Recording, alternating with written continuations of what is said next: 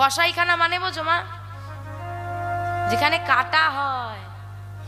এবার বুঝতে পারছো তো? ভাবো একটাকে কেটে ঝুলিয়ে রেখেছে দোকানদার দোকানের সামনে, বিজ্ঞাপন এখানে পাওয়া যায়, কেটে ঝুলিয়ে রেখেছে।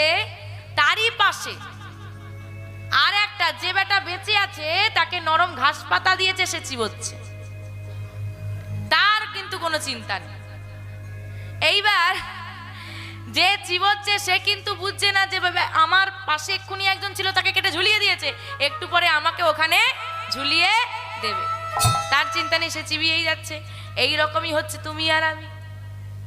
দেখছি একজন মায়া মোহে ডুবে সংসার সংসার করে বৃদ্ধ বয়সে তার ছেলে মেয়ের জন্য চোখের জলে ভেসে যাচ্ছে, তবুও আমরা সেই সংসার নিয়ে পড়ে আছি, ভাবছি না একদিন আমাকেও সেখানে গিয়ে দাঁড়াতে হবে।